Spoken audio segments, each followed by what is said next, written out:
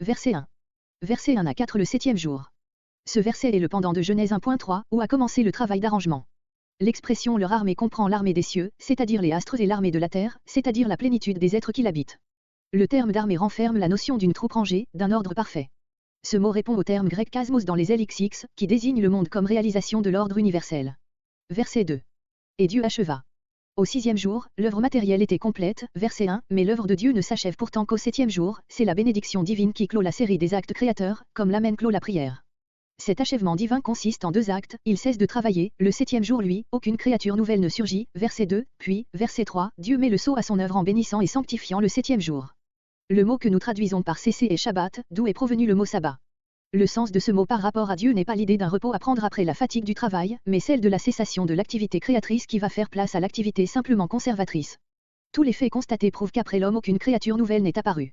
Plusieurs interprètes ont donné au mot achevé du verset 2 le même sens qu'à celui du verset 1, achèvement de l'œuvre matérielle, et pour éviter la contradiction entre les deux parties du verset, ils ont adopté la leçon des LXX, qui lisent dans le premier membre du verset, 6e jour, au lieu de 7e. Cela paraît plus rationnel, mais, par là même, cette leçon est suspecte d'être une correction. La vraie suite des idées est celle-ci, Dieu clôt l'œuvre en cessant de créer et en bénissant le 7e jour et avec lui toute la création. Verset 3. Et Dieu bénit le 7e jour et le sanctifia. Bénir, quand il s'agit de Dieu, n'est pas seulement prononcer des paroles bienveillantes, c'est rendre prospère, fort, heureux. Le 7e jour apparaît ainsi comme plus particulièrement rempli de force et de joie céleste. Par là même, il se trouve sanctifié, c'est-à-dire mis à part pour une destination sainte, ce qui naturellement ne s'applique pas seulement à ce sabbat divin, mais aussi à tous les sabbats humains qui se suivront de semaine en semaine, ce sont tous les 7e jours des hommes qui sont bénis et consacrés dans le 7e jour de Dieu. L'homme aussi, au jour de son sabbat, contemple l'œuvre divine et il participe à la joie de Dieu. Heureux, s'il peut se réjouir aussi en contemplant sa propre œuvre de la semaine, ou si, ne le pouvant, il profite de ce jour pour s'en humilier. Aussi, dans le 4e commandement, Moïse rappelle-t-il le devoir fondé sur cette parole de Dieu, de ne pas confondre ce jour avec tous les autres, souviens-toi du jour du repos pour le sanctifier. Ce mot souvenir ne peut s'entendre dans le sens qu'on lui donne parfois, n'oublie pas de garder le jour que je consacre aujourd'hui, car le motif indiqué est tiré expressément de notre récit. La répétition dans ces 3 versets des mots, l'œuvre qu'il avait faite, rappelle à l'homme que, pour être béni, le sabbat doit être précédé du travail de la semaine. Le travail de la semaine doit être complet, comme celui de Dieu, pour que l'homme ait le droit de cesser d'agir et de célébrer le sabbat, Exode 20.9. Ces sabbats périodiques sont autant de jalons destinés à conduire l'homme au repos parfait et éternel en Dieu, dont ils sont comme une anticipation, Hébreux 4.9. Dans la Nouvelle Alliance, le sabbat a été transporté du 7e au premier jour de la semaine.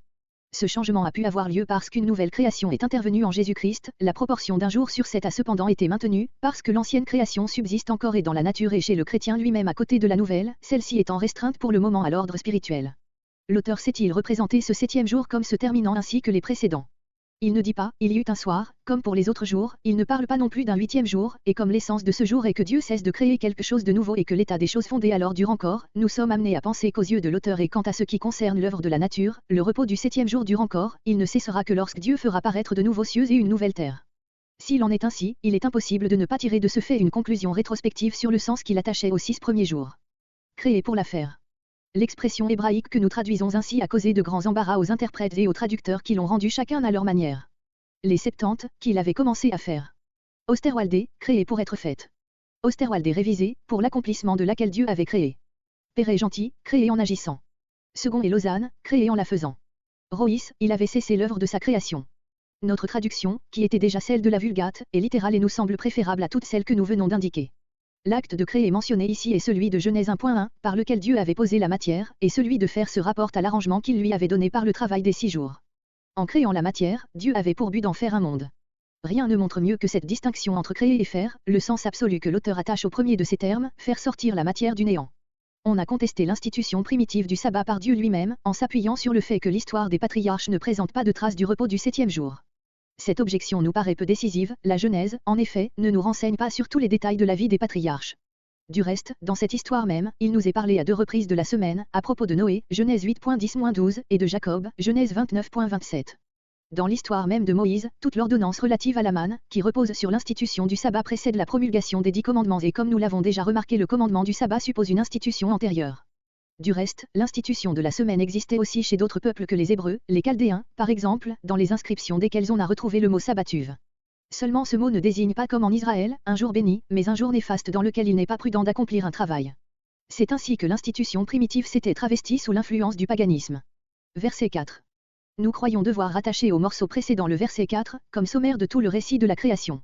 Beaucoup d'interprètes en agissent autrement. Les uns y voient le titre du morceau suivant, voici ce qui arriva des cieux et de la terre une fois qu'ils eurent été créés, au jour où l'Éternel Dieu eut fait la terre et les cieux. Cette traduction se heurte d'abord au mot les cieux, car dans ce qui suit, il n'est plus question que de la terre, il serait bien peu naturel d'expliquer ce mot, les cieux, par l'intervention de Satan au chapitre 3, ou par celle des fils de Dieu au chapitre 6, de plus, on est obligé de donner aux deux verbes le sens de parfait antérieur, eurent été créés, eut fait, ce qui ne peut se justifier grammaticalement. Une autre construction consiste à séparer les deux phrases de ce verset en ponctuant après qu'il les eut créées et en rapportant la seconde proposition à ce qui suit, au jour où l'Éternel Dieu fit une terre et des cieux, toutes les plantes des champs n'étaient pas encore, ce qui exprimerait solennellement une chose qui s'entend d'elle-même, à moins que l'on ne suppose, avec quelques anciens interprètes juifs, qu'il y avait bien quelques plantes, mais non pas toutes, sens qui renferme une absurdité, puisqu'évidemment avant que Dieu créât il n'existait aucune plante. Ou bien on pourrait dans cette construction faire aller la proposition subordonnée jusqu'au verset 7, où se trouverait la principale dans ces mots, l'Éternel forma, au jour où l'Éternel Dieu fit une terre et des cieux et où, car l'Éternel Dieu n'avait pas fait pleuvoir, toute la face du sol, l'Éternel Dieu forma. Mais il est impossible d'admettre dans un récit dont le style est constamment clair et simple, une construction aussi compliquée. Un interprète moderne a supposé que cette première proposition était primitivement en tête du chapitre 1, ce serait le rédacteur définitif du Pentateuque qui aurait transposé cette formule du commencement du récit à la fin. C'est là une hypothèse arbitraire. Nous pensons plutôt que l'auteur n'a pas voulu ôter à cette entrée sublime, au commencement Dieu créa, son caractère unique en y mettant un titre comme au commencement des autres récits et qu'il a préféré le placer comme sommaire à la fin du récit.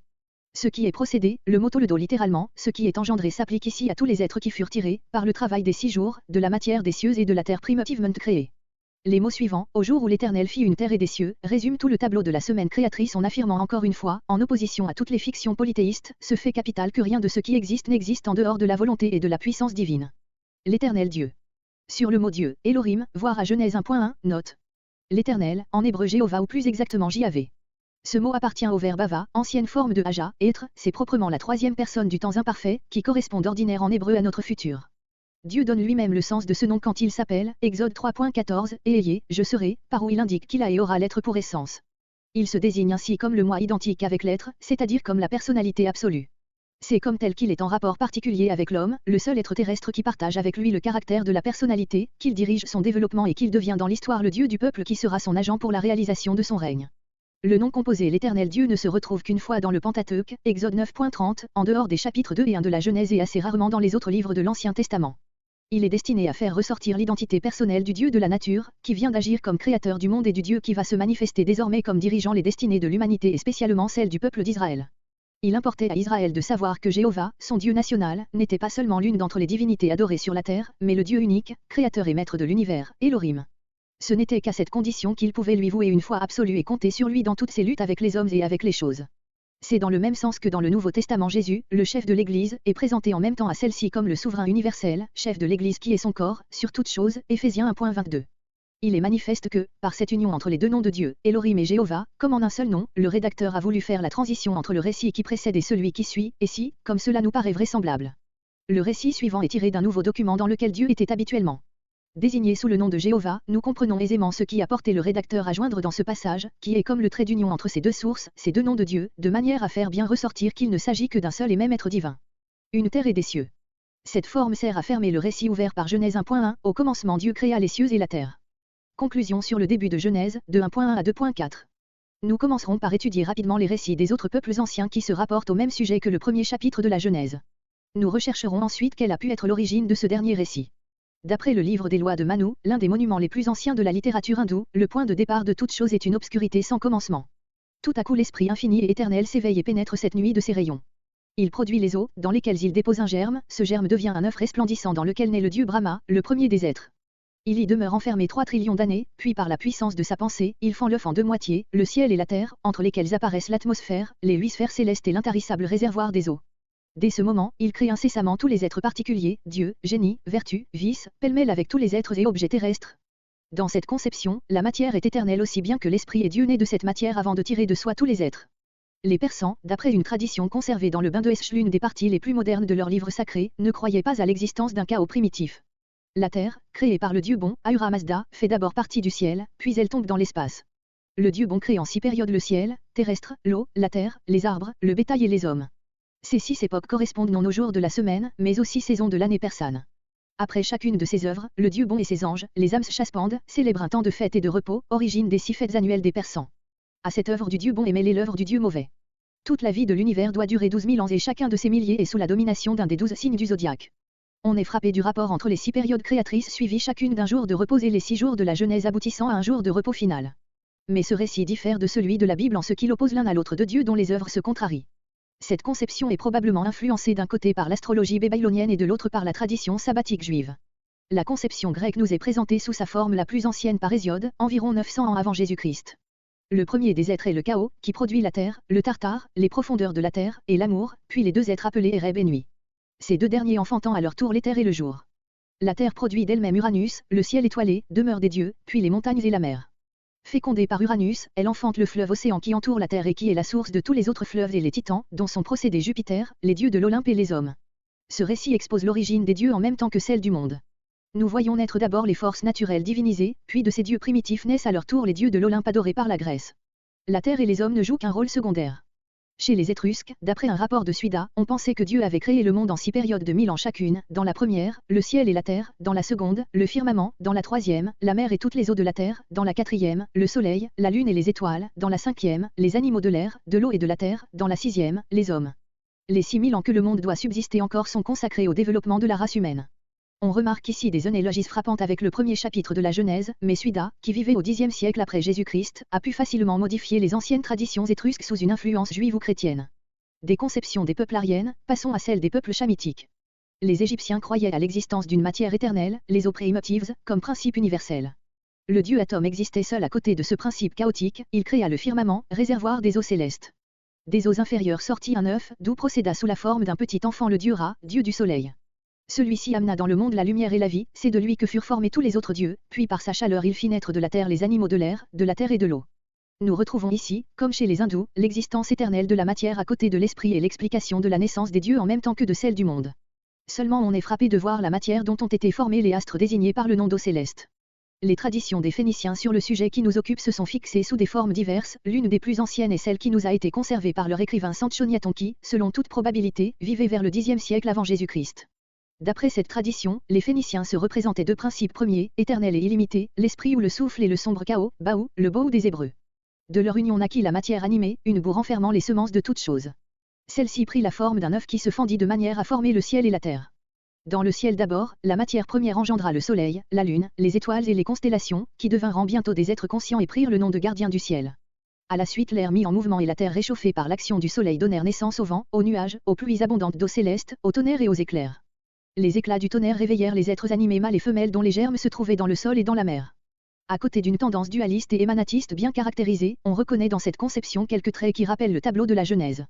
Mais de toutes ces conceptions des peuples anciens, c'est celle des Chaldéens qui a le plus de titres à notre attention, car les Chaldéens, comme les Israélites, appartenaient à la race sémitique et c'est même de leur sein qu'est sorti le père de la famille élue. Nous en avons une première recension bien imparfaite dans quelques fragments de Bérose, historien chaldéen de la fin du IVe siècle avant Jésus-Christ.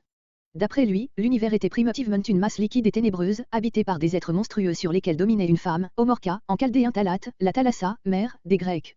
À un moment donné, Bel, le dieu suprême, intervint et coupa la femme en deux parties, dont il forma le ciel et la terre, tandis que les monstres primitifs disparaissaient devant la lumière, qu'ils ne pouvaient supporter. Il fit ensuite le soleil, la lune et les 5 planètes, puis voyant le sol inhabité et cependant fertile, il se fit couper la tête par les dieux inférieurs qui, de son sang mêlé à la terre, formèrent les hommes et les animaux capables de supporter la lumière. Pendant longtemps on a connu la tradition chaldéenne que sous cette forme, mais des découvertes récentes ont jeté un jour tout nouveau sur ce sujet. Il y a quelques années, on a retrouvé dans les ruines de Ninive toute une bibliothèque ayant appartenu au roi Assurbanipal, le Sardanapale des Grecs, 670 environ avant Jésus-Christ. Parmi ces 10 000 briques couvertes d'inscriptions cunéiformes se trouvaient quelques tablettes racontant la création, or ces tablettes ne sont que la copie d'une rédaction plus ancienne faite à Babylone et que les savants croient pouvoir faire remonter à une époque contemporaine d'Abraham. 3 seulement d'entre elles sont assez bien conservées pour qu'on puisse en comprendre le sens, ce sont la première, la 5e et probablement la 7e. Voici les passages essentiels des morceaux qui ont pu être déchiffrés. Première tablette. Autant où en haut le ciel n'annonçait pas encore et où en bas la terre ne nommait pas encore un nom, car l'abîme sans limite fut leur premier générateur et la mer agitait celle qui enfanta leur ensemble, alors leurs eaux s'embrassèrent et s'unirent. Mais l'obscurité n'était pas encore enlevée, aucun rejeton n'avait poussé. Autant où aucun des dieux n'avait encore surgi, où il n'était pas encore désigné par un nom et n'avait pas encore fixé les destinées, alors les grands dieux furent formés, les dieux Lachmou et Lachamou apparurent et grandirent. Puis furent formés les dieux Sar et Kizar. Les jours s'étendirent. 5e tablette, correspondant au 4e jour de la Genèse hébraïque. Il arrangea magnifiquement les demeures des grands dieux, soleil et planètes, il fit également apparaître les étoiles. Il régla l'année et institua pour elle les décades, il assigna 3 étoiles à chaque mois, sans doute une pour chaque décade. Il détermina les mentions des planètes. Il fit briller Nanar, la lune, pour régner sur la nuit. 7e, tablette. Quand les dieux tous ensemble créèrent, ils formèrent excellemment les arbres puissants, ils firent surgir des êtres vivants, le bétail des champs, les grands animaux des champs et les reptiles des champs. Le dieu à l'œil clairvoyant les associa en un couple. L'ensemble des bêtes rampants se mit en mouvement. C'est évidemment ce dernier récit qui présente les généalogies les plus frappantes avec le tableau de la Genèse biblique, chaque lecteur les aura remarquées sans peine. Mais les différences qui les distinguent n'en sont que plus manifestes dans le récit chaldéen, le principe de toute chose est la matière éternelle, elle est le principe de l'existence même des dieux, qui en naissent spontanément par pair, après cela il est naturel que le polythéisme le plus complet domine tout le récit. Après cette revue, la question qui se pose quant au récit de la Genèse biblique est de savoir s'il est simplement le produit de l'observation et de la réflexion humaine, ou s'il est dû à une révélation divine. On allègue en faveur de la première explication, d'abord, les erreurs que l'on croit trouver dans ce récit, puis la corrélation réfléchie qui paraît exister entre les deux parties de la semaine créatrice, voir note sur Genèse 1.14-19. Mais, comme nous l'avons vu, il n'y aurait d'erreur formelle que si l'auteur prétendait nous donner un cours scientifique de géologie et de paléontologie, au lieu de cela, ce ne sont que les phases saillantes qui ont trouvé place dans ce tableau. À ce point de vue, le récit nous paraît inattaquable. La correspondance entre la première et la seconde moitié de la semaine n'est pas un argument valable contre la vérité historique du récit, puisqu'elle peut être l'expression du plan réellement suivi dans l'œuvre elle-même. Il nous paraît d'autre part que la grandeur et la fermeté de l'intuition monothéiste qui pénètre tout ce récit lui impriment le caractère d'une révélation divine. Il suffit pour le sentir de le comparer avec les légendes analogues des autres peuples que nous venons d'exposer. Aucun lecteur moderne ne pourrait prendre au sérieux les fantasmagories mythiques dont elles sont remplies, tandis que le récit de la Genèse laisse chez tout lecteur, laïc ou savant, une impression d'admiration et de respect. Il repose évidemment sur la même révélation monothéiste qui est à la base de toute l'histoire israélite. Aux 3 traits particuliers que nous avons déjà fait ressortir, Dieu a tout créé, il a tout créé conformément à sa volonté, il a tout créé en vue de l'homme, nous ajoutons encore l'institution divine du sabbat. Faut-il en rester là et n'appliquer l'action révélatrice qu'aux vérités religieuses, sans l'étendre au cadre extérieur du récit? C'est là l'opinion qui paraît devenir aujourd'hui de plus en plus dominante. Cependant nous nous demandons si les vérités religieuses contenues dans ce tableau ont pu être révélées d'une manière purement abstraite et si, pour pénétrer dans la conscience de ceux à qui elles étaient communiquées, elles n'ont pas dû revêtir une forme plastique et saisissable précisément telle que celle que nous trouvons dans ce récit. Puis nous doutons qu'un auteur animé d'un sentiment d'adoration aussi profond se fût permis d'attribuer à Dieu un rôle de sa propre invention dans une scène de nature historique. De plus, le ton d'autorité, avec lequel il raconte chaque ordre divin et son résultat, nous paraît impliquer une certitude dont nous ne pouvons nous rendre compte si tout ce récit n'est qu'une simple supposition de sa part. Ajoutons que la supériorité de notre récit sur les légendes des peuples anciens ne porte pas seulement sur le côté religieux, mais aussi sur les détails extérieurs de la narration. Le tableau de la Genèse est le seul qui ait été pris en considération par les hommes de science et qui puisse sérieusement affronter l'examen. Nous rappelons seulement ici l'apparition de la lumière et de la végétation avant celle du soleil, fait auquel la science rend hommage à cette heure. Ces faits nous paraissent conduire à faire porter la communication divine sur la totalité du tableau. Si nous nous représentons un père au courant de toutes les découvertes scientifiques actuelles et cherchant à les résumer pour son enfant dans le but de conduire son âme à l'adoration, nous ne nous figurons pas son récit très différent de celui que nous venons d'étudier. Quand et comment a pu avoir lieu cette communication d'en haut? En cherchant à répondre à cette question, nous déclarons dès l'abord que nous sommes ici en face d'un fait sur lequel nous ne pouvons présenter que des suppositions. Plusieurs pensent que la révélation contenue dans ce chapitre a été accordée à Adam lorsque Dieu s'approchait de lui et s'entretenait avec lui dans le paradis comme un père avec son enfant. Cette supposition s'accorderait bien avec le caractère simple et sobre du récit. On a objecté qu'Adam, au premier moment de son existence, était trop peu développé pour se poser des questions de ce genre. Nous ne sommes pas en état d'en juger. Quoi qu'il en soit, si l'on nie que Dieu se soit révélé à Adam, il faut nier la réalité du commandement qui a été l'occasion de la chute, ainsi que celle des sentences prononcées à la suite de la désobéissance. Du reste, lorsque plus tard Dieu se communique à Noé et à Abraham, c'est comme un être déjà connu, ce qui suppose une révélation antérieure et primitive. Si l'on croit qu'une telle révélation ne pouvait répondre qu'aux besoins d'une humanité déjà plus développée, rien n'empêche de penser que l'un des patriarches entre Adam et le déluge aurait été jugé digne d'une pareille communication, celui en particulier qui vécut avec Dieu dans une intime communion et qui fut élevé de cette vie dans celle du ciel sans passer par la mort. Cette révélation, accordée soit à Adam, soit à l'un des patriarches antérieurs au déluge, aura été transmise par les fils de Noé à tous les peuples, chez qui elle s'est conservée partiellement, mais troublée par l'influence du polythéisme. Telle serait l'origine des éléments de vérité qui se rencontrent dans les récits que nous avons cités. Cette tradition, conservée oralement dans la famille de Sem et d'Abraham, aura pu se charger, en passant de bouche en bouche, d'éléments humains, quoique dans une moindre mesure que chez les peuples polythéistes et Dieu, au moment où il accordait à Moïse la grande révélation du Sinaï, qui devait servir de base à l'histoire de son peuple, lui aura rendu la connaissance de l'œuvre créatrice dans sa pureté. Peut-être aura-t-il employé pour cela le mode de la vision prophétique, qui peut s'appliquer au passé comme à l'avenir. Une révélation de ce genre se comprend mieux en effet sous la forme de tableaux successifs que sous celle d'une inspiration purement spirituelle. S'il en est ainsi, ce serait Moïse qui le premier aurait mis ce récit par écrit. Dans tous les cas, ce chapitre a un caractère tout spécial et l'on peut aisément penser qu'il existait comme document particulier avant d'être placé en tête d'une histoire plus générale. 2.5 à 3.24 Le séjour dans le paradis et la chute. Le morceau dont nous abordons maintenant l'étude est l'un des plus importants de l'Écriture sainte. De la manière dont nous le comprenons résulte pour une grande part l'idée que nous nous faisons de plusieurs des points qui sont à la base de la doctrine chrétienne, l'origine et la nature du péché, le degré de sa culpabilité et la rédemption qu'il nécessite. Bon nombre de philosophes et même de théologiens ont prétendu que le tableau de l'état primitif de l'humanité, tel qu'il ressort de notre récit, est incompatible avec les faits et les lois de l'histoire. Ils n'y ont vu qu'un mythe analogue à ceux des autres peuples anciens, un essai tout humain d'expliquer l'introduction dans le monde du mal physique et moral. Selon eux, le développement de l'humanité suit une marche constamment ascendante de l'état d'animalité au degré le plus élevé de la religion et de la civilisation, et ce que la Bible présente comme une chute ne peut avoir été qu'un progrès. Nous aurons à examiner si les faits confirment cette théorie et si l'état barbare et fétichiste des peuples sauvages, que l'on identifie avec l'état primitif de l'humanité, n'est pas réellement, comme le fait comprendre l'Écriture, le résultat d'une décadence, de la perte d'un état primitif tel que celui que décrit le récit que nous allons étudier. Le séjour dans le paradis, 2.5-25. Avec ce morceau nous entrons dans le domaine de la tradition, car l'homme est dès ce moment témoin et acteur d'une partie des faits racontés. L'histoire commence et se superpose à la nature, maintenant achevée, voilà pourquoi le récit de la création de l'homme est repris à nouveau. Au chapitre 1, l'homme avait été considéré comme appartenant à l'ensemble de la nature dont il forme le couronnement, ici il apparaît comme sujet de l'histoire, dans laquelle sa propre activité se combine incessamment avec l'action divine. Aussi le fait de sa création n'avait-il été raconté que sommairement au chapitre 1, tandis qu'il est maintenant repris en détail, soit quant à la formation de l'homme lui-même, soit quant à celle de la femme, car c'est de cette distinction des sexes que dépend le développement de la race et par conséquent celui de l'histoire.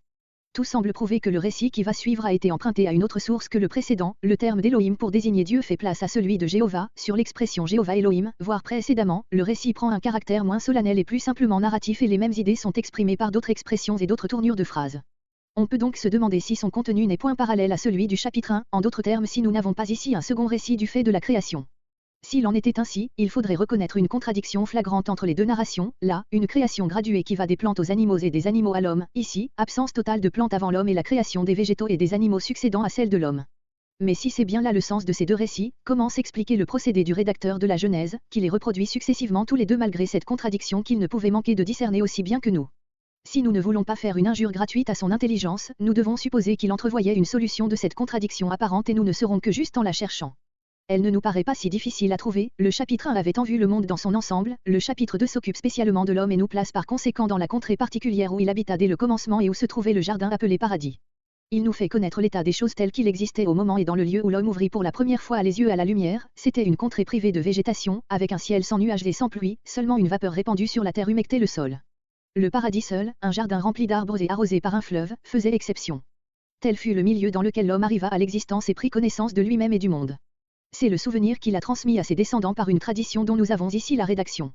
S'il en est ainsi, ce récit nous place au 6e jour du chapitre 1, immédiatement avant la création de l'homme, et nous devons supposer que le document d'où il a été tiré possédait aussi un récit de la création parallèle à celui du chapitre 1, mais que le rédacteur de la Genèse aura supprimé pour ne pas faire double emploi, tout en rappelant dans ce qui suit quelques traits.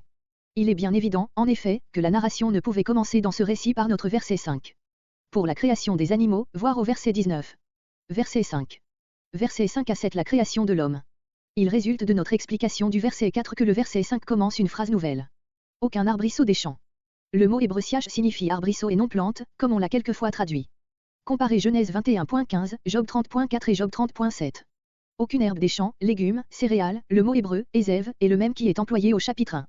Le récit n'exclut pas le gazon, la verdure du sol, desséchée, mais seulement les plantes pour lesquelles la main de l'homme est nécessaire et les arbres. Cette stérilité avait deux causes, le manque de pluie d'une part, l'Éternel Dieu n'avait pas fait pleuvoir, et de l'autre l'absence du travail humain, il n'y avait pas d'homme. On ne comprend bien la liaison de ces deux causes, en apparence complètement hétérogènes, que si l'on rapporte la seconde à l'absence de canaux d'irrigation que l'homme seul peut établir et qui sont indispensables pour remplacer la pluie dans un pays très chaud et habituellement privé de l'eau du ciel. Que serait, par exemple, l'Égypte, le pays le plus fertile du monde, si l'homme n'était pas là pour suppléer par la canalisation du Nil à l'absence complète de pluie? Son sol deviendrait nu comme celui de la contrée dans laquelle était situé le paradis. Verset 6. Une vapeur montait. Plusieurs interprètes ont fait dépendre encore cette proposition de la négation renfermée dans la proposition précédente et ont traduit « une vapeur ne montait pas », trouvant ainsi dans ces mots une nouvelle cause de stérilité. Mais comme chacune des deux propositions précédentes a sa négation spéciale, il nous paraît qu'il devrait en être de même de la troisième, si elle était aussi négative. Cette vapeur remplaçait jusqu'à un certain point la pluie et donnait déjà au sol une certaine fertilité. Nous n'avons pas le droit de conclure de ce passage qu'il n'est pas plu jusqu'au déluge, l'arc-en-ciel, donné pour signe après ce cataclysme, a pu exister auparavant sans que Dieu y ait encore attaché le sens qu'il donne alors à ce phénomène. Notre récit lui-même suppose l'existence de la pluie en parlant d'un fleuve qui arrosait le paradis, il devait tomber de l'eau dans la région de ses sources. Verset 7. Dans ce passage, où il est parlé de la création de l'homme, non dans son rapport avec la nature, mais en vue de lui-même, le récit fait ressortir les traits constitutifs de son être. Il en distingue deux, le corps, poussière du sol et l'âme, souffle de Dieu. Lors même que ces deux éléments de la nature humaine sont mentionnés successivement, en raison du caractère figuré de la narration, il n'est point impossible d'admettre que les deux éléments, corporels et spirituels, ont pu être formés simultanément. Dieu forma. Cette expression semblerait dire que Dieu a de ses mains formé le corps humain, ce trait a évidemment aussi un caractère figuré, la réalité cachée sous ces images est pour nous incompréhensible, comme tout ce qui tient aux actes créateurs. Mais il faut remarquer la différence établie ici entre l'origine du corps de l'homme et celle du corps des animaux. À l'égard de ceux-ci, Dieu disait que les eaux, l'air, la terre produisent, ici il agit plus directement, il forme lui-même. Poussière du sol. Malgré la différence signalée, il y a, au point de vue de la substance, homogénéité entre le corps de l'homme et celui des animaux. Et il souffla. Les animaux sont aussi animés d'un souffle de vie, mais celui que possède l'homme émane de Dieu lui-même, c'est là le caractère distinctif de l'âme humaine, qui explique l'expression du chapitre 1, il le fit à son image. Dans ses narines. Image empruntée au fait que la respiration est le signe de la vie. Un être animé. Ce terme, qui est le même que celui qui a été appliqué aux animaux, Genèse 1.20, est ordinairement traduit par âme vivante. C'est ainsi que l'ont rendu les LXX, d'après lesquels cite saint Paul 1 Corinthiens 15.45. Il nous a paru que l'idée était mieux rendue par l'expression être animé. C'est l'origine divine de ce souffle de vie dont elle est animée, qui fait que l'âme humaine possède en elle un organe pour remonter à Dieu et communiquer avec lui, comme elle communique avec le monde extérieur par le corps. Cet organe supérieur de l'âme, en tant que distincte de celle-ci, se nomme l'esprit. Sur l'origine, l'état primitif et l'unité du genre humain, voir l'appendice, à la fin du chapitre. Verset 8. Versets 8 à 14. Le paradis. La position du premier homme, dénué du secours de parents humains, rendait nécessaire l'existence d'un milieu approprié à sa faiblesse et à son inexpérience. Dieu y pourvoit en plantant un jardin propre à subvenir à ses premiers besoins. Il en est du terme de planter comme de ceux de former, de souffler, qui expriment sous une forme figurée des actions divines incompréhensibles pour nous. Un jardin. Le mot hébreu gan désigne un endroit entouré d'une clôture, il se retrouve dans toutes les langues sémitiques pour désigner les jardins et le parc environnant un palais. Les LXX l'ont traduit par un mot grec, paradéso d'où est venu notre mot paradis, ce mot est la reproduction du mot persan païri daïsa, qui signifie un lieu protégé par un rempart. Ce mot a passé dans la langue hébraïque postérieure sous la forme de pardé. En Éden. La préposition en prouve qu'Éden désigne toute la contrée au sein de laquelle se trouvait le jardin. Comme nom commun, ce mot signifie délice. Est-ce ce nom commun qui, en raison de son sens, est devenu le nom propre du pays où était situé le paradis, ou bien est-ce le nom propre de ce pays, emprunté primitivement à une langue autre que l'hébreu, qui a pris dans celle-ci le sens de délice? On peut invoquer en faveur de cette seconde opinion le fait qu'il existe dans la langue assyro-babylonienne un mot tout semblable, Éden ou Édinu qui signifie plaine. Le nom d'Éden se retrouve ailleurs, mais avec d'autres voyelles. Comparez Ésaïe 37.12, Ézéchiel 27.23, Amos 1.5, note. À l'Orient. On pourrait appliquer cette expression au rapport du jardin à la contrée d'Éden, dans la partie orientale de laquelle il aurait été situé, mais il est plus naturel de l'expliquer par le point de vue du rédacteur, pour qui Éden et le jardin étaient situés bien loin à l'Orient. Remarquons que, tandis que la plupart des autres peuples anciens se prétendent autochtones et placent l'origine de la race humaine sur leur propre territoire, les Hébreux se représentent le siège primitif de l'humanité dans une contrée autre que celle qui l'habite. Ce fait nous prouve l'ancienneté et la pureté des traditions sur lesquelles repose notre récit. Il mit à l'homme. Ces mots nous donnent l'idée de la sollicitude paternelle de Dieu envers l'homme, sa créature faible et privilégiée. Verset 9. Dieu pourvoit aux besoins et même aux jouissances de l'homme encore enfant. L'arbre de vie. On voit plus tard que c'était l'arbre dont les fruits devaient préserver l'homme de la dissolution à laquelle était naturellement exposé son corps formé de la poussière. Est-ce là un simple symbole, destiné à représenter la puissance vivifiante de Dieu qui devait transformer le corps terrestre de l'homme en corps spirituel et immortel, ou bien devons-nous supposer que cette action vivifiante était réellement attachée à l'usage du fruit de cet arbre? Voir à Genèse 3.22. Au milieu du jardin. Cette position centrale paraît correspondre à l'importance de cet arbre. La tradition de l'arbre de vie se retrouve chez tous les peuples de l'Orient. Chez les hindous, il est situé au sommet d'une montagne et produit le soma, fruit dont se nourrissent les dieux et qui donne la vie aux hommes, c'est comme un intermédiaire entre le ciel et la terre. Les traditions iraniennes parlent de même d'un arbre dont les rameaux écrasés fournissent le breuvage qu'on offrait en libation aux dieux et que l'on identifiait avec le breuvage céleste de vie et d'immortalité. Chez les Assyriens et les Babyloniens, l'image de cet arbre se rencontre très fréquemment, il est probable que c'était primitivement un pin ou un cyprès, tantôt il est représenté comme gardé par des génies protecteurs, figurins, tantôt des prêtres se tiennent de chaque côté dans l'attitude de l'adoration, quelquefois, comme sur le sceau du roi Sentchérib, figure 2, ce sont, probablement, le roi et la reine qui se tiennent de chaque côté de l'arbre, prêts à accueillir ses fruits. Ce qui prouve son identité avec l'arbre de vie, c'est que ce symbole se trouve souvent représenté sur des tombeaux chaldéens. L'arbre de la connaissance. Il ressort de Genèse 3.3 que cet arbre était voisin du précédent. Il ne faudrait pas croire que son fruit fut un poison qui devait causer la mort, car la connaissance du bien était attachée à cet arbre aussi bien que celle du mal, et, dans l'intuition du récit, la mort provient bien plutôt de la privation de l'arbre de vie. Nous pensons donc que ce nom lui est donné en raison de l'effet qui devait nécessairement résulter de la défense faite à l'égard de son fruit. Si l'homme obéissait, il apprenait à connaître le bien par expérience et le mal par la vue du danger auquel il avait échappé, de même que du haut d'une cime on mesure la profondeur de l'abîme où l'on aurait pu tomber, s'il désobéissait au contraire, il apprenait à connaître le mal par expérience et le bien comme un bonheur perdu, ainsi que du fond de l'abîme on mesure du regard la hauteur de la cime à laquelle on devait parvenir. L'arbre de la connaissance ne se retrouve nulle part dans les traditions des peuples anciens, sauf peut-être dans une figure babylonienne qui représente un homme et une femme assis de chaque côté d'un arbre. Ils tendent la main vers ses fruits et un serpent se tient debout sur sa queue derrière la femme. Cependant ce peut n'être là que l'une des nombreuses représentations de l'arbre de vie, et le serpent pourrait être l'emblème d'une divinité, comme le Capricorne qui, sur le sceau de Senchérib, se tient derrière la reine, figure 3. Verset 10. Un fleuve sortait d'Éden. Comme il ne pleuvait pas sur la terre où était situé le jardin, une irrigation était nécessaire. Elle était due à un fleuve qui sortait d'Éden et entrait dans le jardin, pour lequel il était ce que le Nil est pour l'Égypte. De là il se partageait et devenait. Le sens naturel de ces mots est que le fleuve, après avoir traversé le jardin, se divisait en 4 branches qui allaient arroser les contrées désignées ensuite. 4 fleuves, littéralement 4 têtes. Nous croyons que cette expression ne peut désigner que 4 branches dans lesquelles se partageait le fleuve principal. C'est dans ce sens qu'est appliqué le mot tête dans les inscriptions assyriennes, où le mot Resh-Shnari, en hébreu, Rosh-Shnahar, tête du fleuve, désigne le point où un canal se sépare du fleuve qui l'alimente. On a essayé d'appliquer ce nom à 4 rivières ou affluents qui auraient formé le fleuve avant son entrée dans le paradis et d'entendre l'expression « sortez d'Éden », dans ce sens, sortez de la partie d'Éden située au-dessous du paradis pour entrer dans la mer. C'est faire violence au terme du texte. Verset 11. Piscon. Ce nom de fleuve, qu'on ne retrouve nulle part ailleurs, ni dans la Bible, ni chez les peuples anciens, est un mot hébreu signifiant « celui qui coule largement ». L'expression « qui entoure le pays » peut signifier simplement « qui embrasse l'un de ses côtés ». Comparez Deutéronome 11.4.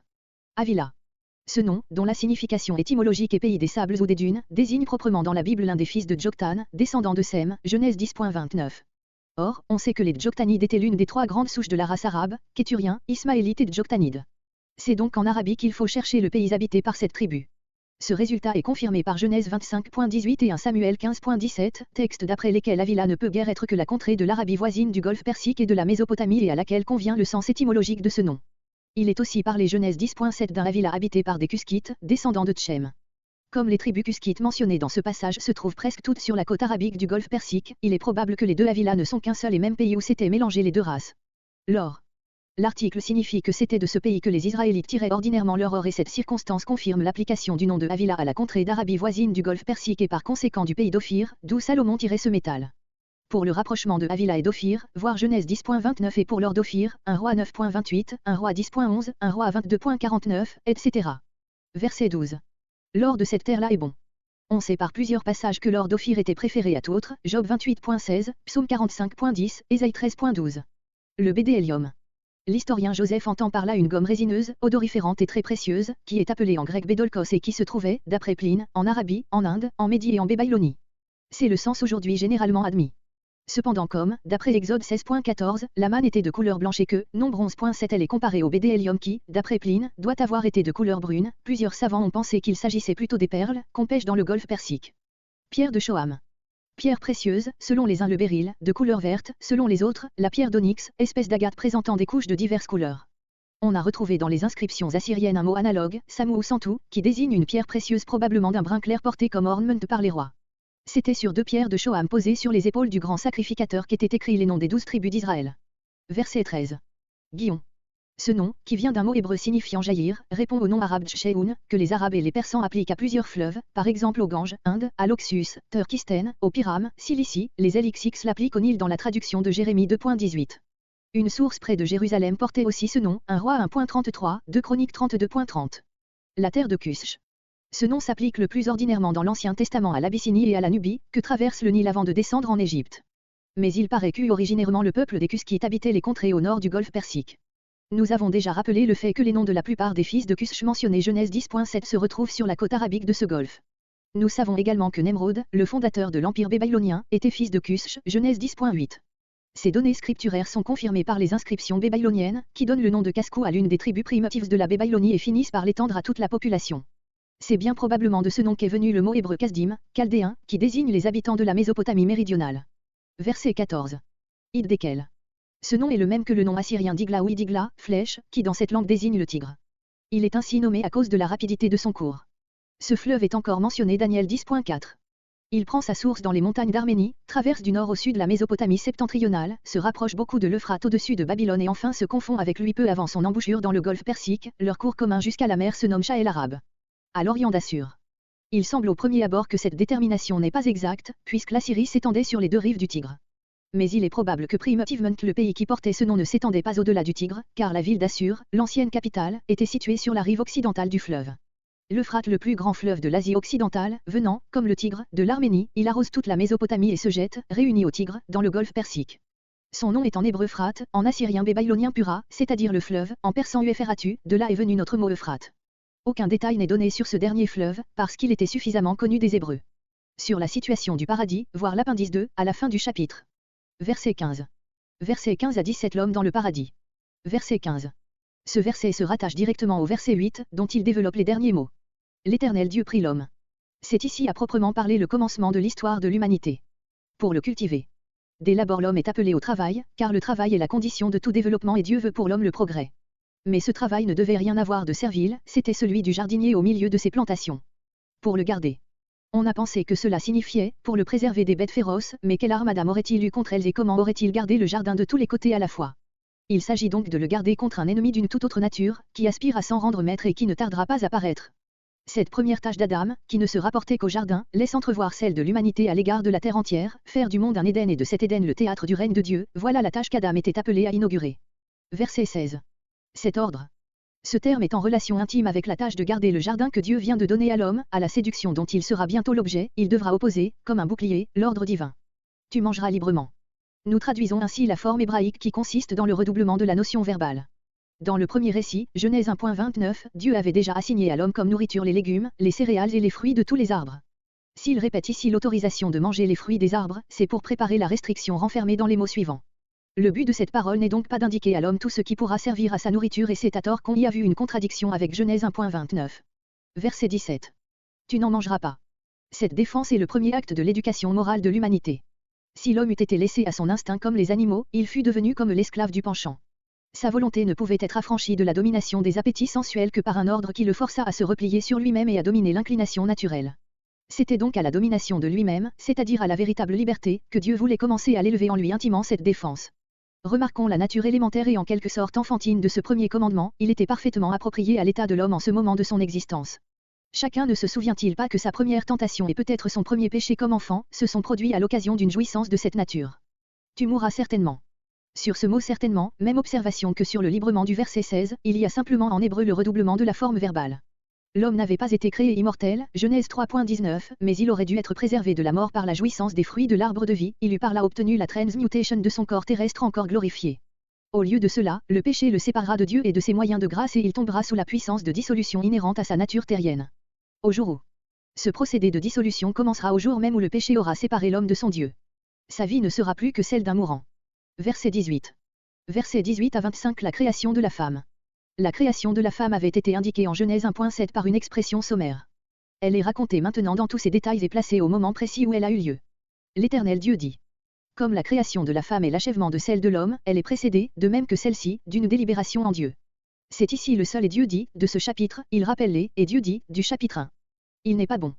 Dieu attend, pour donner à l'homme sa compagne, qu'il ait vécu seul un certain temps, sans doute parce que ce doit répondre à un besoin que le sentiment de la solitude aura fait naître chez lui. Ainsi l'on peut s'expliquer qu'il arrive un moment où l'état primitif de l'homme, qui avait été déclaré très bon, Genèse 1.31, ne l'est plus absolument. Ce qui était bon pour l'enfant peut ne l'être plus pour le jeune homme. Plus tard, lorsque le dos de Christ aura répondu plus complètement encore aux besoins du cœur de l'homme, saint Paul pourra dire, il est bon à l'homme d'être seul, 1 Corinthiens 7.26. Je lui ferai une aide. Dieu ne corrige pas son œuvre, il la complète au moment où le réclame la loi du progrès qui la domine dès le commencement. Adam a maintenant besoin d'une aide pour sa tâche, elle lui est donnée. C'est de ce mot que Paul a tiré cette expression, la femme est la gloire de l'homme. La gloire d'un être est d'être aimé, il n'y a pas pour l'homme de gloire comparable à celle d'avoir reçu pour compagne et être dévoué un être aussi parfait que la femme. Qui soit sa pareille. Littéralement son vis-à-vis, son pendant, un second lui-même. Verset 19. La mention de la création des animaux est en relation évidente avec le récit de la création de la femme, qu'elle prépare. Le rédacteur ne peut avoir voulu dire que Dieu a créé les animaux après l'homme, car il se mettrait en contradiction flagrante avec le chapitre 1, qu'il a posé à la base de tout son récit. Comme nous constatons par ce qui précède et par tout ce qui suit que, pour éviter les répétitions, il supprime fréquemment certaines parties de ces documents, nous pouvons admettre qu'il ne relève la création des animaux qu'en vue du récit qui va suivre et que par conséquent elle n'est pas nécessairement ici à sa place chronologique. Ce qui confirme cette idée, c'est qu'il ne parle pas de tous les animaux, mais seulement de ceux qui joueront un rôle dans le fait suivant, à savoir ceux des champs et des airs. Nous devons donc admettre que dans sa pensée et rien n'est plus conforme au mode de narration sémitique, le sens du verset 19 est celui-ci, et tous les animaux des champs, que l'Éternel Dieu avait formés, il les fit venir vers l'homme. Les fit venir vers l'homme. Il ne ressort pas de ces mots qu'il habitasse dans le paradis et leur nom d'animaux des champs ne permet même pas de le supposer. Dieu pouvait les faire venir de la contrée environnante. Pour voir comment il les appellerait. Le but de Dieu en faisant passer devant Adam les animaux était d'éveiller en lui le sentiment de son isolement, afin que l'aide qui allait lui être accordée, commençât par être l'objet de son désir. En voyant passer devant lui tous ces êtres aux formes diverses, aux allures variées, il devait exprimer par un nom la nature de chacun d'eux et par là les caractériser comme étrangers à sa propre nature. Le résultat de cet examen devait donc être la conscience de son isolement complet au milieu du monde animal. On a cru souvent que ce moment était celui de l'origine du langage. Mais ce ne peut être là le sens de ce récit, intercalé, comme il l'est, dans celui de la création de la femme, puis il semble bien que l'auteur se représente l'homme comme initié au langage dès les premiers moments de son apparition sur la terre, comparé versets entre 16 et 17. Ce fut son nom. C'est ici comme un acte de souveraineté qu'exerce Adam, le nom donné demeurera et chaque animal sera d'une manière permanente pour l'homme ce qu'exprime son nom, tout comme le jour et la nuit, les cieux, la terre et la mer devaient demeurer tels que Dieu les avait établis en leur donnant un nom. Verset 20. Les bestiaux. Il est singulier que le bétail, les animaux domestiques, omis au verset 19, soient nommés ici et en première ligne. Cela se comprend si l'on admet que ces animaux étaient déjà les plus rapprochés de l'homme et habitaient avec lui dans le paradis, c'est pourquoi ils ne peuvent être rangés parmi les animaux des champs. Les oiseaux, qui partagent jusqu'à un certain point ce privilège, sont nommés immédiatement après, enfin viennent en troisième ligne les bêtes sauvages que Dieu fait venir du dehors. Il ne trouva pour l'homme, littéralement pour un homme, c'est-à-dire pour un être tel que l'homme, Adam ne trouva aucun être propre à former le complément de son existence. Dans sa simplicité, cette parole est une expression sublime de la supériorité et de la grandeur de l'homme. Cette lacune une fois constatée, Dieu la comble. Verset 21. Un profond assoupissement. Cet état n'était pas naturel. Le mot tardema, proprement torpeur, n'est appliqué qu'à un assoupissement très profond et qui a quelque chose d'exceptionnel. Il prit une de ses côtes, littéralement un de ses côtés, un germe de vie renfermé dans l'homme lui-même. Ainsi que l'homme, la femme est le produit d'un acte spécial de Dieu, mais comme ce n'est pas une nouvelle catégorie d'êtres qui apparaît, elle est tirée non du sol, comme l'homme et les animaux, mais de l'organisme humain déjà constitué. Un naturaliste éminent a rapproché ce fait du phénomène de force évolutive que l'on observe dans certains organismes, tels que les méduses, qui, après une phase d'inconscience et d'immobilité, se métamorphosent et arrivent à la différenciation des sexes. Mais ne vaut-il pas mieux avouer franchement notre ignorance sur un fait qui participe au mystère de la création elle-même? Nous nous bornerons à reconnaître la divine pensée renfermée dans ce récit, celle de l'intime connexion morale créée entre l'homme et la femme par ce mode d'origine de la seconde. Rappelons ici que l'arabe appelle son intime ami, son côté. Mais en même temps que la communauté de vie entre l'homme et la femme est ainsi fondée, ce mode d'origine établit aussi la dépendance de la femme à l'égard de l'homme, comme saint Paul le fait ressortir 1 Corinthiens 11.8 et 1 Timothée 2.13. Verset 22. Forma une femme, littéralement bâtit en femme la côte qu'il avait prise. L'amena vers l'homme. Il ne laisse pas à l'homme le soin de la chercher et de la trouver, il la lui présente et la lui donne lui-même. C'est par cet acte divin que le mariage a été institué. Verset 23. Adam reconnaît à l'instant l'être qui doit combler le vide que lui a fait sentir la vue des animaux passant devant lui par paire.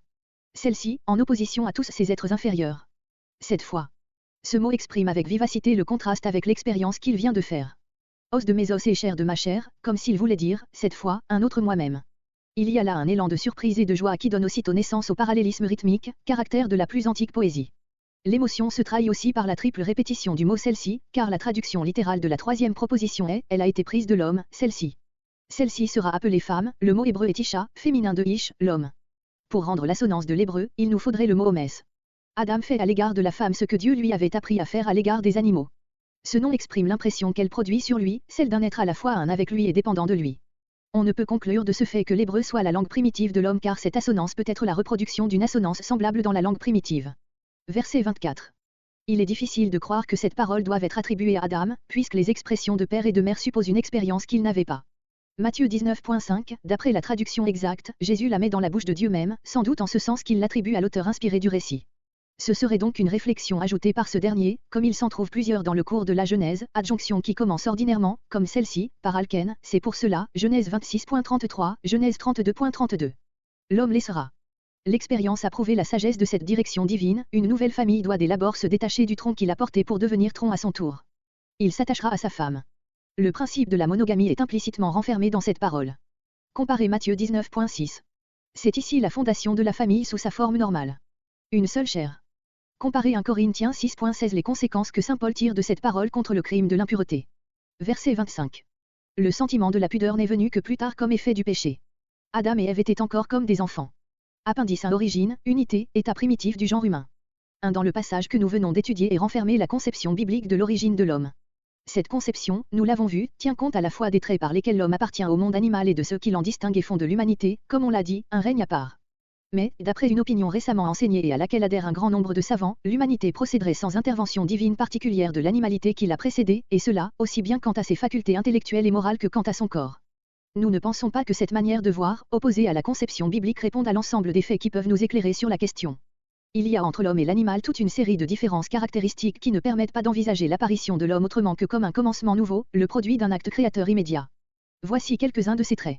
L'homme est une personnalité consciente et disposant d'elle-même, tandis que l'animal n'agit que comme représentant de l'espèce à laquelle il appartient. L'homme a l'intuition du bien et du mal et par cette conscience il devient responsable de ses actes, l'animal ne connaît que la sensation agréable ou pénible et ne peut être envisagé comme moralement responsable. L'homme parle, l'animal n'a pas le langage, non que les organes lui manquent pour cela, mais parce qu'il n'a que des représentations individuelles et qu'il est incapable d'idées générales comme celles qu'exprime le langage. L'homme progresse incessamment, l'animal demeure stationnaire, enfermé qu'il est dans le cercle que lui trace l'instinct. À ces différences intellectuelles et morales correspondent celles que l'on constate au point de vue physique, la constitution du cerveau en particulier établit une distance incomparablement plus grande entre l'homme le plus inférieur et l'animal le plus élevé que celle qui sépare l'animal le plus élevé de ceux qui le suivent de plus près. Les partisans de l'origine animale de l'homme pensent qu'il doit y avoir eu un être intermédiaire, dont l'existence aurait comblé cet intervalle immense. C'est là une pure hypothèse, qui n'est appuyée jusqu'ici par aucun fait. Ou bien ils pensent qu'à l'origine l'homme était beaucoup plus rapproché de l'animalité qu'il ne l'est actuellement. Mais tous les faits constatés jusqu'ici réfutent cette manière de voir, les crânes humains les plus anciens qu'ont et retrouvés dans les couches terrestres sont, de l'aveu même des partisans de la théorie que nous combattons, exactement semblables à ceux des hommes de nos jours. Mais, du même l'idée que l'homme descend de l'animalité être un jour démontrée par les faits, il n'en resterait pas moins vrai que c'est Dieu qui a, par tout le développement du règne animal, formé son corps et que, quant à son âme, terme de cette longue élaboration, elle se distingue d'une manière si profonde de celle des animaux même les plus rapprochés de lui que l'image biblique d'un esprit soufflé par Dieu dans ses narines doit en tout cas être l'expression symbolique d'un fait divin. Accompli à l'origine de la race humaine. De même qu'il a fallu un acte créateur pour poser le commencement de la vie au sein de la matière, il en a fallu un nouveau pour poser l'esprit au sein de la matière animée. De l'Écriture pose comme un fait indubitable l'unité d'origine du genre humain. Dans notre chapitre, Dieu ne crée qu'un seul couple d'où la famille humaine tout entière doit procéder. Jésus dit, ne savez-vous pas que Dieu fit au commencement un homme et une femme? Matthieu 19.4. Saint Paul déclare aux Athéniens que Dieu a fait naître d'un seul sang tout le genre humain, Acte 17.26. Aujourd'hui, les savants sont disposés à reconnaître l'unité attestée par l'Écriture. Elle est confirmée en effet par des faits nombreux qui prouvent que les différences existant entre les hommes ne sont pas celles d'espèces diverses, mais celles de simples variétés. Tandis que les espèces animales différentes en s'unissant ne donnent naissance qu'à des produits stériles ou dont la fécondité ne dépasse pas 2 ou 3 générations, les races humaines, en se croisant, donnent naissance à des rejetons d'une fécondité permanente. Tous les hommes ont la même conformation du squelette, la température moyenne du corps et la rapidité des battements du pouls est la même chez tous sont sujets aux mêmes accidents physiologiques et aux mêmes maladies, le temps de la grossesse est le même chez toutes les races. L'unité morale est plus évidente encore si possible, les lois de la logique et celles de la conscience, ainsi que tout un ensemble de sentiments naturels, étendent leur pouvoir aussi loin que s'étend l'homme, le travail intellectuel d'une partie de l'humanité réagit tôt ou tard sur la totalité de la race, enfin l'influence du christianisme s'exerce également chez tous les peuples de la terre. Ce n'est qu'à la condition de cette unité morale du genre humain que peut être proclamée la grande loi qui domine son existence, aimer son prochain comme soi-même. 3. Relativement à l'état primitif de l'homme, on a souvent exposé une théorie d'après laquelle l'homme aurait passé graduellement d'un état sauvage encore à demi brutal au degré le plus inférieur de la civilisation et se serait élevé progressivement de là à la hauteur à laquelle nous sommes aujourd'hui parvenus. Primitivement dénué de toute pensée religieuse et ne pratiquant aucun culte, il aurait à un degré plus avancé divinisé certains objets qui avaient pour lui une importance particulière, un arbre, une pierre, un fleuve, puis, à un degré supérieur encore, le feu, les astres, en particulier le soleil, il en serait venu à se représenter les astres comme habités par des puissances divines en grand nombre, enfin, par la contemplation de l'unité du ciel, il se serait élevé à la pensée d'un Dieu unique. Ainsi serait né graduellement, à travers les phases de l'athéisme, du fétichisme et du polythéisme, notre monothéisme actuel. Si l'homme veut se mettre à créer l'histoire par un procédé d'imagination, il arrive assez naturellement à la conception que nous venons d'exposer, mais s'il veut étudier les faits, ce qui est la seule méthode sûre pour arriver à la vérité, il sera conduit à un résultat tout opposé et reconnaîtra que le monothéisme doit avoir été le point de départ de l'humanité, que le polythéisme a été une première dégénérescence et que le fétichisme est une dégradation plus profonde encore et n'a plus au dessous de lui que l'athéisme matérialiste qui s'empare de nos jours d'un très grand nombre d'individus. On a étudié les religions de tous les peuples du monde et cette étude a conduit à constater le fait que toutes ont à leur origine une notion monothéiste qui sans doute se confond chez plusieurs d'entre elles avec la notion de l'unité du ciel visible. Le polythéisme qui a suivi n'a été que comme un fractionnement de cette unité primitive et le fétichisme que nous trouvons aujourd'hui au plus bas degré de la race humaine, n'est, d'après le témoignage des peuples mêmes qui sont arrivés à ce point, que le reste de notions religieuses plus élevées que possédaient leurs ancêtres. Aussi n'a-t-on jamais vu un peuple fétichiste se relever par lui-même de cet état pour parvenir à une religion plus pure sans le secours des races plus avancées. Mais, d'autre part, si l'histoire nous conduit à admettre que la connaissance religieuse primitive de l'humanité a surpassé, au point de vue de la pureté, celle des états subséquents, cela ne doit pas nous empêcher d'envisager cet état primitif comme un simple point de départ, d'où l'humanité devait sans tarder commencer à s'élever vers un terme beaucoup plus glorieux. C'est précisément ce que nous fait comprendre le récit scripturaire en nous montrant le couple primitif dans un état d'enfance, d'innocente ignorance, mais aussi de communication directe avec l'Éternel qui était pour eux ce qu'un père et une mère sont pour leurs enfants et qui veillait à leur progrès intellectuel et moral, non moins qu'à la satisfaction de leurs besoins physiques. Appendice 2 sur la situation du paradis. Beaucoup d'interprètes n'attribuent à la notion du paradis qu'une valeur purement idéale. Ce jardin de Dieu, fertilisé par des eaux abondantes et produisant des fruits de toute espèce pour l'entretien de la vie humaine, serait l'emblème de la vie et des biens excellents que Dieu accordait à l'homme dans son état d'innocence primitive. Mais l'auteur ne l'a certainement pas entendu ainsi, autrement, à côté des deux noms de Piscon et de Guillon, qui pourraient à la rigueur passer pour symboliques, il n'aurait pas placé ceux de deux fleuves bien connus de ses lecteurs, le Tigre et l'Euphrate. Et si nous admettons l'unité de la race humaine comme un fait constaté, il faut bien que le premier couple, d'où est provenue toute l'humanité, ait eu quelque part une habitation réelle, où il ait joui de la protection divine et trouvé facilement les moyens de satisfaire à ses besoins. Où chercher ce berceau primitif de l'humanité? On a répondu à cette question de bien des manières différentes. Nous nous bornerons à indiquer les principales solutions, celles qui prennent au sérieux les données géographiques du texte et s'attachent à en rendre compte. Plusieurs interprètes modernes, suivant une opinion émise déjà par l'historien juif Joseph, à la fin du 1er siècle après Jésus-Christ, pensent que l'auteur du récit a voulu faire du paradis le lieu central du monde, d'où sortaient tous les grands fleuves qui arrosent la terre, telle qu'elle était connue de son temps.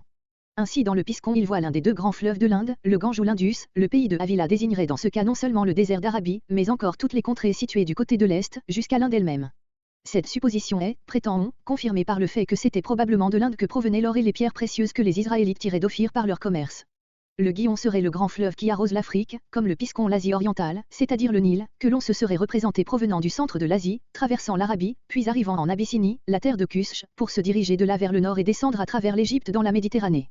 L'idée que les sources du Nil pourraient se trouver en Asie paraît avoir traversé l'esprit d'Alexandre quand, arrivant à l'un des affluents de l'Indus, il vit dans ses eaux des crocodiles et sur ses bords une plante égyptienne, mais il se convainquit immédiatement de l'impossibilité de ce rapprochement. Les deux derniers fleuves ne peuvent être, comme nous l'avons vu, que le Tigre et l'Euphrate. D'après cela, le paradis aurait été situé sur un plateau quelconque de l'Asie centrale où se serait trouvée, dans l'imagination des peuples antiques, la source commune des 4 fleuves indiqués. Mais l'idée d'un jardin qui aurait été arrosé simultanément par les grands fleuves de l'Asie et de l'Afrique est tellement fantastique qu'il est impossible de l'attribuer à l'auteur de la Genèse, dont les connaissances en ethnographie et en géographie sont constatées, comme nous le verrons, par le chapitre 10. Puis il est impossible d'admettre que l'auteur de notre récit ait étendu le nom de Avila aux contrées de l'Inde, car s'il avait connaissance de ce pays et des fleuves qui l'arrosent, il devait savoir aussi que toute une mer le séparait de la côte orientale de l'Arabie. Enfin, pour ce qui concerne le Nil, on ne peut attribuer une pareille ignorance à notre auteur, qui écrivait sans doute après le séjour du peuple d'Israël en Égypte. Comment donc supposer qu'il n'ait pas connu la mer Rouge et le détroit qui sépare l'Afrique de l'Arabie et qu'il se soit imaginé que le Nil, qu'il savait couler du sud au nord, avait ses sources dans la même région que l'Euphrate, qui venait du nord? Du reste les cours du Tigre et de l'Euphrate sont beaucoup trop rapprochés l'un de l'autre en proportion de l'éloignement immense qui séparerait les deux autres fleuves. Pour peu qu'on admette la réalité historique du récit, on est obligé de chercher l'emplacement du paradis dans la région des deux fleuves connus, le Tigre et l'Euphrate. Plusieurs croient le trouver dans la contrée où ils prennent leur source, sur le plateau arménien, non loin de la ville actuelle d'Erzurum. La source orientale de l'Euphrate et la source occidentale du Tigre sont très rapprochées, environ 2000 pas, et dans la même contrée naissent deux autres fleuves, le Kour et l'Arax, qui coulent vers le nord, puis à l'est et qui se réunissent avant de se jeter dans la mer Caspienne. Ce sont ces derniers fleuves qui dans notre récit porteraient les noms de Piscon et de Guillon. Le pays de Avila, arrosé par le Piscon, Kour, serait la Colchide des Grecs, dont la frontière orientale était voisine de ce fleuve. L'on sait que cette contrée était célèbre par l'or qu'on venait y chercher de loin. Quant au pays de Kush, ce serait la contrée nommée par les Grecs Kosséa, sur le versant nord du plateau d'Arménie. D'autres partisans de cette explication voient dans le Piscon le Phasis des anciens, qui, après avoir arrosé la Colchide, se jette dans la mer Noire. Mais plusieurs objections décisives s'élèvent contre cette hypothèse. Malgré leur proximité, les sources de ces fleuves sont distinctes et séparées par des montagnes assez élevées. Tandis que, d'après le récit biblique, ils devraient provenir d'un seul fleuve divisé en 4 bras. On répond, et c'était déjà la pensée de Luther, que le déluge a pu changer la configuration de cette contrée. Mais l'auteur ne parle pas d'un passé qui n'existe plus, il a évidemment la prétention de décrire en ce point ce qui existe encore. Il s'exprime de manière à faire comprendre que dans le temps même où il écrit on va chercher à Avila l'or, le bédélium et la pierre de Shoham. Puis, si la contrée du paradis était privée de pluie, comme le dit le récit, elle ne saurait être l'Arménie d'où sortaient ces immenses cours d'eau. En troisième lieu, l'identification du Piscon et du Guillon avec le Kour et l'Arax, puis des pays de Avila et de Kush avec la Colchide et le pays des Kosséens, est très arbitraire. Avila et Kush en particulier sont des noms trop usités dans l'Ancien Testament pour qu'il soit possible de les appliquer à des contrées aussi éloignées et aussi peu connues des Hébreux. Quant au Phasis, il n'est pas possible d'y penser, puisqu'il prend sa source dans le Caucase. Enfin pour les Hébreux l'Arménie était au septentrion et non pas à l'Orient. Une autre opinion essaie de placer le paradis près de l'embouchure des deux fleuves mésopotamiens dans le golfe Persique. Calvin et plusieurs savants après lui ont vu dans le fleuve unique le Sahel arabe et dans les 4 bras, tête, l'Euphrate et le Tigre, qui se réunissent pour le former et 2 embouchures par lesquelles ils se déversent dans le golfe Persique. Cette manière de voir a été modifiée par un savant moderne, Histoire et géographie des temps primitifs, par Pressel, qui a supposé que l'expression Raskim désignait les 4 affluents du Sahel arabe. L'auteur, dans sa description, remontrait le cours du fleuve, au lieu de le descendre. En montant le Sahel arabe, après avoir traversé l'endroit où était le paradis, on arriverait successivement aux 4 fleuves qui contribuent à le former, l'Euphrate, le Tigre et 2 affluents venant des montagnes d'Élam, à l'est, le Kerka, Ulaï des Anciens, et le Kuran. Peut-être vaudrait-il mieux supposer, dans cette hypothèse, que les deux derniers étaient l'Ulaï venant de l'Est et un affluent de l'Euphrate venant de l'Arabie centrale dont le lit desséché a été retrouvé depuis peu. Mais les terrains d'alluvion que traverse le Sahel arabe sont de formation assez récente et jusqu'au temps d'Alexandre le Grand les 4 fleuves avaient encore des embouchures distinctes. Puis le caractère marécageux de ces plaines ne convient guère à l'idée que nous nous faisons du paradis. Enfin, il est bien difficile de concilier cette opinion avec le texte biblique, qui suit évidemment le cours du fleuve en le descendant, non en le remontant. Une autre hypothèse beaucoup plus probable a été récemment présentée et développée par M. Friedrich de Litzsch dans son ouvrage W. Oleg das Paradies, où était situé le paradis. Ce ne serait pas à la source des deux fleuves, ni à leur embouchure, mais dans leur cours moyen qu'il faudrait placer le paradis. Vers le milieu de la grande plaine qui l'arrose du nord-ouest au sud-est, il se rapproche à tel point qu'il ne reste plus entre eux qu'un espace de 7 à 8 lieues. C'est là qu'est aujourd'hui la ville de Bagdad. Un peu au-dessous se trouvait Babylone. Le pays qui s'étend depuis cette espèce d'isthme jusqu'au sud de Babylone, porte dans les inscriptions assyriennes le nom de Kardounia, jardin du dieu des pays. Les anciens nous en ont laissé des descriptions ravissantes. Des forêts de palmiers bordaient le cours des deux fleuves et les accompagnaient jusqu'à la mer, le blé y rapportait 300 pour 1, la vigne et les arbres à fruits de toute nature y foisonnaient. Un fait digne de remarque, c'est que le nom le plus ancien de Babylone, Tintira, signifie bosquet de la vie. Cette fertilité exceptionnelle était due à tout un système d'irrigation provenant de l'Euphrate, car en cet endroit le lit de ce fleuve est plus élevé que celui du Tigre. Ce serait là qu'aurait été situé le jardin, et la contrée tout entière, haute et basse Mésopotamie, aurait porté le nom d'Éden, qui en assyrien signifie plaine. Les Hébreux l'auraient changé en Éden, mot qui dans leur langue signifiait délice. L'Euphrate serait donc le fleuve sortant d'Éden pour arroser le jardin. Quant aux 4 bras, il faudrait les envisager comme étant 4 branches de l'Euphrate lui-même qui se seraient divisées en ce point-là, de même que le Nil au commencement du delta. Le bras le plus considérable est la continuation naturelle du fleuve principal et garde le nom d'Euphrate. D'entre les 3 autres deux seraient les principaux d'entre les nombreux canaux provenant de l'Euphrate dont on trouve des traces dans toute la contrée. L'un était appelé par les anciens Palacopa, il se détachait de l'Euphrate sur sa rive droite, occidentale, un peu au-dessus de Babylone, il longeait le désert d'Arabie, l'ancienne Avila et allait se jeter dans le golfe Persique à l'ouest de l'embouchure du Sahel arabe. Il est très vraisemblable que ce canal, qui avait les dimensions d'un fleuve navigable, n'a pas été creusé de main d'homme, mais que c'est un bras naturel de l'Euphrate, qui servait à régler l'élévation des eaux de ce fleuve et à mettre ce pays de plaine à l'abri des inondations. Par sa position, ce cours d'eau répond donc de tout point au piscon du texte biblique. Il est à remarquer que le nom hébreu piscon a une grande analogie avec le mot babylonien pisanou, qui désigne dans les inscriptions un réservoir d'eau et de là un canal. Il serait possible que, de même que le fleuve principal de la Babylonie s'appelait le fleuve Pura, le canal principal fut nommé tout court le canal Pisanou. L'autre canal, qui se détachait de l'Euphrate sur la rive gauche, orientale, et qui devait aussi être un bras naturel de ce fleuve, a reçu des Arabes le nom de Shah-en-Nil. Il arrosait toute la Mésopotamie inférieure, l'ancien Kush asiatique, et rejoignait l'Euphrate un peu au-dessus de son embouchure. Ce canal aujourd'hui comblé ne peut être que celui qu'on trouve plusieurs fois mentionné dans les inscriptions à côté de l'Euphrate et du Tigre sous le nom de Gouandi ou Gouanna, le même mot que l'hébreu Guion. En effet, la contrée désignée dans les inscriptions comme bassin de ce bras de l'Euphrate est la même que celle que traverse le Shah-en-Nil. Quant au Tigre, il peut paraître étonnant qu'il soit indiqué comme un bras de l'Euphrate. Mais à un certain point de vue il l'est bien réellement, car il reçoit par des canaux une partie des eaux de l'Euphrate dont le lit, comme nous l'avons vu, est plus élevé que celui du Tigre dans cette région. Depuis ce point le Tigre peut donc être envisagé comme un cours d'eau provenant de l'Euphrate et le Tigre supérieur comme un affluent de ce Tigre inférieur. Ajoutons que, il y a quelques années, un savant de Prague a cru pouvoir affirmer, en se basant sur des mesures trigonométriques faites sur les lieux, que, dans les temps préhistoriques, l'Euphrate et le Tigre devaient se réunir et former un seul fleuve au-dessus de Bagdad, pour se séparer de nouveau plus bas. Si cette supposition est un jour prouvée, elle rendra plus simple encore la solution du problème.